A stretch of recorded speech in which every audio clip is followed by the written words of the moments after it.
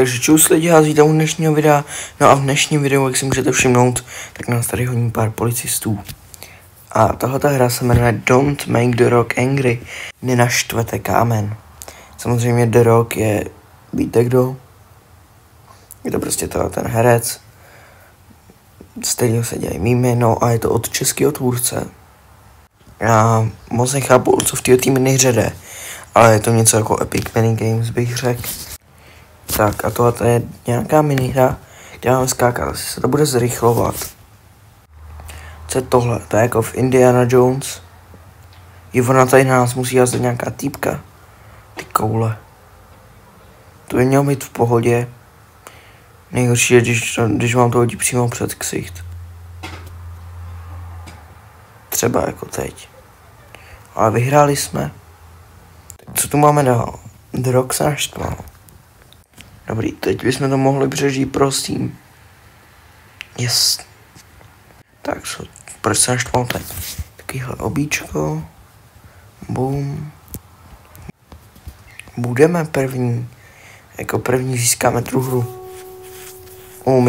Úmyslně. Jo, počkat, on to jde Sherlock. Aha. Nebudeme vůbec diskutovat o tom, co se stalo. Ne. Tak co tu máme tentokrát? A co tu máme? Jo, už vím, co to je. Yes. Tohle ta minihra je o štěstí. Takže když to vyhraju, tak mi musíte dát odběr, jo? Nebo aspoň like. Takže lidi, vsadili jsme se. Bude to hodně nehezký, když like nedáte. Nebo aspoň ten odběr. Přijde to jedno kliknutí a je to zdarma. Takže, mine. Mi připomněl trošku mining simulator, ale Minecraft to nás učí, aby jsme nekopali pod sebe. Tak, já kopat pod sebe budu. A já jsem to vyhrál. Tak asi nice. Věc úplně. Sakra, tak teď se mám spadnul omylem. Ne, čekejte. Tady máte neomezenou životů asi. Tak nice. To je prostě jenom parkour, že máte prostě finishnout. A podle mě tohle je nejhranější. Nebo aspoň druhá nejhranější česká minihra. Protože jestli to má třeba 120 milionů vizitů, tak je jako docela dobrý. Na prvním místě se podle mě nesetal ten simulátor. Má to teď dost pravděpodobně na obrazovce. Co už jako klobouk dolů těm, kdo to vytvářeli. Tak máme tady dalšího The Rocka. A co to bude tentokrát, pane The Rock?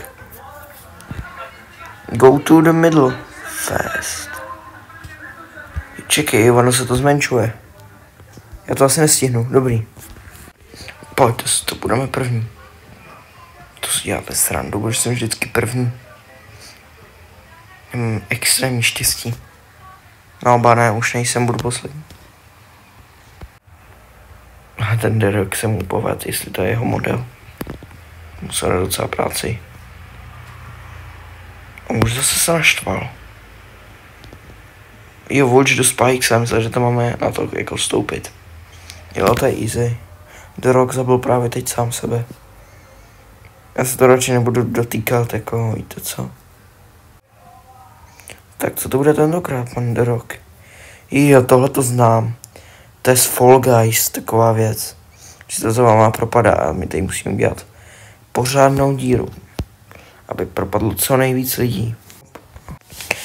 A jako vypadá to extrémně dobře, každopádně kdybyste chtěli pokračování třeba s nějakým hostem nebo něco takového, tak jako rozhodně stačí říct. Protože já nevím jak vás, ale mě ta minihra celkem baví. Je to, že vy si máte vybrat čudlík. Asi. Ten čudlík vám něco udělá, nebo udělá tady. Těžko říct.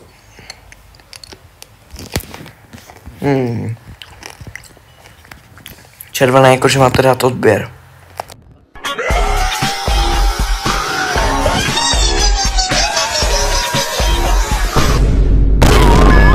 Takže když dáte odběr, tak to znamená, že nevybuchnete. A když ten odběr nedáte, tak je velká pravděpodobnost, že prostě vybuchnete. Takže abych to neriskoval. Máme docela dost coinů už přece jenom.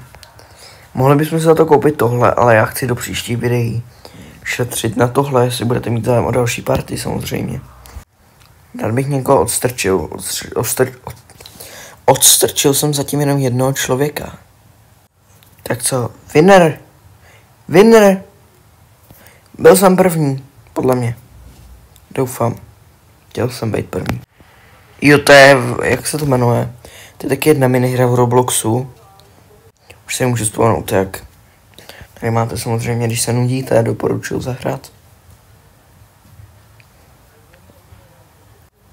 Zatím je to easy.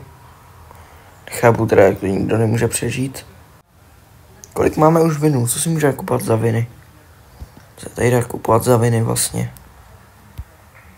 Jo, meteority.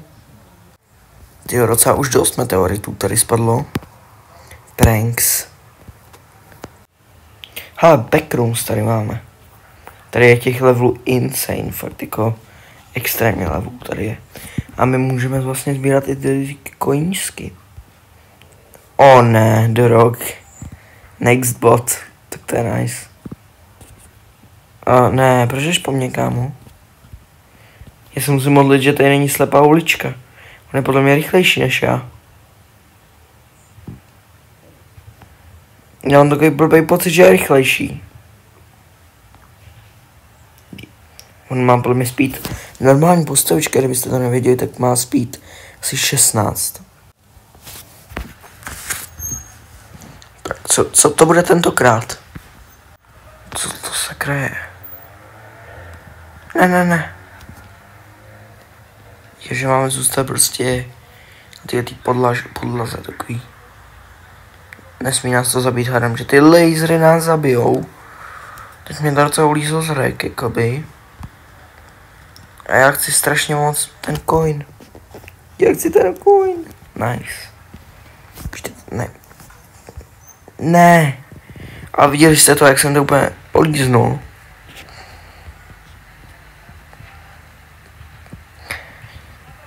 Tak The Rock se opět zbláznil a co to je teď? To jsme ještě neměli. A tohle to bude zajímavá hra. A naštěstí se to tady regeneruje, takže. Aspoň, že tak. Teď to bylo hodně těsný. No, tak teď už to není moc lehký, sakra. Jsme v pytli. Sakra. Dobrý, ale vyhráli jsme.